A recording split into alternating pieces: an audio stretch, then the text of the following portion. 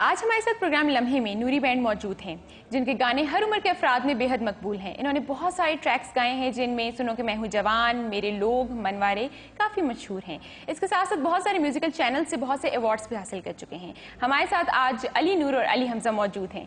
अच्छा, कुछ लोगों का तासुर है कि नूरी बैंड जो है वो अली नूर के नाम पर रखा गया है। आप इस हवाले से क्या कहेंगे? इसके बारे में मेरा एक स्टैंडर्ड जवाब होता है कि देखिए, मेरा नाम, मेरी अम्मी का नाम नूर ज़हरा है, मेरे अब्बा का नाम अली काजिम है, तो मेरा तो अपना कोई नाम ही नहीं है। एक अली है और एक नूर है, तो अगर नाम है तो मेरी अम्मी के नाम पर होगा, मेरे नाम पर तो नहीं होगा ना। मगर असल में जो इसका मतलब है वो ये है कि समथिंग जो रोशनी, नूर का मतलब तो सब समझते हैं, और नूरी का मतलब है जिसमें नूर होता है। तो हमारा मकसद ये था कि हम एक ऐसा नाम चूज़ करें जो हमारे म्यूज़िक की अक्कासी करता हो, और हमारा जो म्यूज़िक है, हमारा जो स्पेशली जो हमारे अल्फाज होते हैं, जो पोइट्री हम इस्तेमाल करते हैं, उसमें हमारा फोकस एक जो आम बातें हैं उन्हीं के ऊपर एक और रोशनी डालने का एक मकसद होता है। और नूरी के गाने जो हैं वो सारे इसी चीज़ों के बारे में हैं। वो यूथ के, वो उन प्रॉब्लम्स पे फोकस करते हैं जिन पे आमतौर पे म्यूज़िक में फोकस नहीं किया जाता।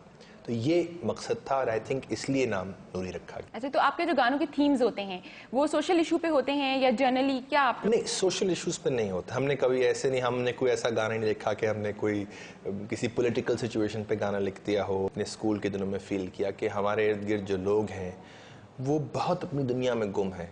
उनके एहसासात और जो उनके ख्यालात हैं वो बिल्कुल अपने लिए हैं। उन्हें कोई फ़र्क नहीं पड़ता कि उनकी गिर्द दुनिया में क्या है, स्पेशली पाकिस्तान में। तो वो फीलिंग मुझे बड़ी उसकी तकलीफ होती थी कि यार ये नहीं सही है। तो जो म्यूजिक था वो इसलिए बनाना शुरू किया। तो आपके गानों के लिरिक्स ये लिखते हैं? दोनों लिखते हैं। अब हाँ, अब लेकिन अब ज़्यादा ये लिख रहे हैं। पहले के जो गाने थे सारे मैंने लिखता था ज़्यादातर, अब हमजा लिखते हैं। हमजा मुझसे बहुत बेहतर लिखते हैं तो इसलिए मैं प्रेफर करता हूँ कि ज़्यादा पोइट्री पे फोकस। अच्छा, आप लॉयर हैं और आपने इकोनॉमिक्स में ग्रेजुएशन की हुई है, तो सिंगिंग की तरफ आना कैसे हुआ? हम इस सब करने से पहले सिंगिंग में आए थे। अच्छा। जी, हमारी वालदा भी म्यूजिशियन है, वो क्लासिकल मौसीकी करती हैं, और हमारे नाना का एक इंस्टीट्यूट है, वहाँ पे म्यूजिकोलॉजी को पूरा स्टडी किया जाता है म्यूज़िक को। वहाँ पे एक जो साज मेरी वालदा बजाती हैं वो मेरे नाना ने खुद इन्वेंट किया है, और ऑडियो सिस्टम, तो वो एक म्यूजिकोलॉजी के ऊपर बहुत काम होता है। तो बचपन से ही एक इन्फ्लुएंस रहा है एक। मगर वकालत भी उनसे ही सीखी है। वकालत भी करते हैं, म्यूज़िक भी करते हैं, तो बड़ी डाइवर्स, बड़ी जैसे कहते हैं ना, बहुत ज़्यादा एक रेंज ऑफ ख्यालात और रेंज ऑफ आइडियाज़ हैं। बहुत किस्मत हमारी अच्छी है इस लिहाज से। ये एक आइडिया था जब मैंने ओ लेवल में पढ़ा, तो ख़ुद किया बायोलॉजी, मतलब ट्यूशन के बगैर प्राइवेटली ओ लेवल्स दिया, तो सारा जो चीज़ें समझनी खुद से, किसी टीचर के बगैर। लेकिन जो चीज़ मेरी समझ में नहीं आई वो जेनेटिक्स ही थी तो सब कुछ, मतलब जेनेटिक्स नहीं, मतलब वो सिर्फ कहने की बातें थी। अब तो समझ में आती है। इस तरह मैंने इकोनॉमिक्स की, क्योंकि मैं ए लेवल से मुझे कोई इकोनॉमिक्स नहीं आती थी। तो मगर इन्होंने कर ली, ये बेचारे उसमें फंस गए। मेरी किस्मत अच्छी थी, मैं बस ओ लेवल में ही बच के आ गया। कि आप दोनों भाइयों की खासियत है, जो काम नहीं आता उसको करके दिखाना है। पता नहीं, ये तो वक्त ही बताएगा कि क्या है, लेकिन हाँ, ये कोशिश करते हैं।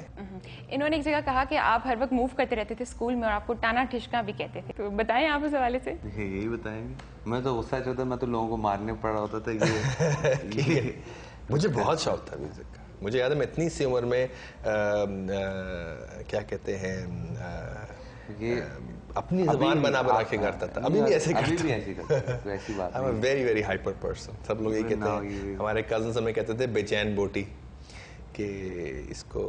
घर में हर वक्त ज़मीन हिलती रहती है अभी भी हमारी फुप्पो के घर गया कनाडा में, तो वहाँ तो लकड़ी के होते हैं ना सारे वो छतें वगैरह, तो बाथरूम में जब करता हूँ पाँव मारता हूँ ऐसे, तो उनकी छत ही टूट गई, सब नीचे आ गया। तो आइडिया हो गया कि ऊपर कुछ हो रहा है, कुछ डांस वगैरह हो रहे हैं ऊपर। हाँ, बस सारा म्यूजिक ऐसे ही बनता है। आप लोगों ने जब बैंड स्टार्ट किया, गम्पे आपके साथ थे, अली जाफरी आपके साथ थे, वो कुछ दौर कैसा था आपकी लाइफ का, जब एकदम से ग्रुप बनता है, इसके बाद जब सेपरेट होता है तो क्या फील होता है? पता नहीं, ये तो अब समझ में आता है। उस वक्त तो पाकिस्तान जैसे मुल्क में मुश्किल है, एक बैंड को मेंटेन करना बहुत मुश्किल है, क्योंकि लोग कम हैं, म्यूजिशियंस कम हैं, और इस वजह से फिर वो सबको, और ये थोड़ा सा रिस्की बिजनेस है, हर वक्त आपको कंटिन्यूस सप्लाई नहीं होती, तो लोग, हर बंदा को दरमियान में चढ़ता है कि यार कि अगर मैं ऑन माई ओन हूँ तो I will be better in control of things. ठीक है ना, जो हम ग्रुप में होते हैं तो फिर 4 लोग और भी डिपेंडेंट हो जाते हैं आपस में एक दूसरे पे, तो वो एक डिफ़िकल्ट चीज़ होती है पाकिस्तान जैसे मुल्क में। आप बताएंगे ये नेचर वाइज कैसे इंसान है? मेहनती, बहुत मेहनती आदमी हैं, और अगर इनके साथ काम का रिश्ता ना बने तो इनके साथ रिश्ता नहीं बनना मुश्किल है किसी का भी। आप बताएं आपको इनकी नेचर कैसी लगती है? अली शायद हमजा मैंने इनकी जो पर्सनालिटी की जो चीज़ें मैंने अनकॉन्शियसली आइडेंटिफाई की हैं, वो इनका एक खुदादाद सलाहियतें हैं, इनका इमेंस टैलेंट है जो मेरे अंदर बिल्कुल भी नहीं और सिर्फ इनके अंदर बसता है। और इनके अंदर की जो इनके अंदर एक जेन्युइन आर्टिस्ट बसता है। मेरे अंदर बिल्कुल आर्टिस्ट नहीं बनता, मेरे अंदर आर्टिस्ट नहीं है। मेरे अंदर जैसे मैंने कहा सिर्फ मेहनत की प्रोडक्ट है। और ये जो है, ये जैसे मैं डिफ़िकल्ट इंसान हूँ, इनका मसला ये है कि ये मेहनत नहीं करना जानते। इनके लिए बाएं हाथ तक काम है हर चीज़ करना। इतने पैशन से आप क्यों नहीं करते? आपके भाई इतनी मेहनत करते हैं, इतने हार्ड वर्किंग है, और हार्ड वर्क ज़्यादा मतलब रिकॉर्ड किया जाता है। मैं सच्ची बात बताऊँ तो मैं फ़्लो के साथ चलता हूँ। मेरा बहुत लोगों ने कहा कि मेहनत करो, मैं कर भी लेता हूँ, ऐसी बात नहीं कि मेहनत करना मेरे लिए मुश्किल है, मगर मैं एक फ़्लो के साथ चलने वाला आदमी हूँ। कुछ लोग होते हैं कि वो किसी चीज़ में कूद के उसको कंट्रोल करने की कोशिश करते हैं। मैं किसी चीज़ के अंदर बह के उसके फ़्लो को एंजॉय करता हूँ। एक कहावत है शेख सादी की, सग बाश बरादर खुर्द ना बाश। अब ये आप बाद में इसको ट्रांसलेशन होती है कि क्या कुत्ता होना बेहतर है छोटे भाई से। तो ये इनकी जिंदगी का प्रॉब्लम रहा कि इनके फैसले कि किस तरह कोई काम होगा। हम दोनों भाई दो हैं। हाँ। और बिल्कुल ऑपोजिट है। हाँ। और वो सिर्फ हम लोग वैसे बाय नेचर ऑपोजिट है। आई थिंक सितारों ने हमें ऑपोजिट बनाया लिटरली। हाँ। वो हमारी डेट ऑफ बर्थ ऐसी है कि हम दोनों बिल्कुल ऑपोजिट स्पेक्ट्रम्स पे खड़े हुए। तो वो उस पर ये होता है कि कभी कभार जब हम मिल जाते हैं तो फिर जो क्रिएट होता है, जो बनता है, वो बहुत खूबसूरत चीज़ बनती है। लेकिन अगर हम बिगड़ जाएं तो फिर उससे उतना ही बड़ा डिजास्टर भी होता है। जी, एक छोटी सी ब्रेक के बाद हम दोबारा मिलते हैं।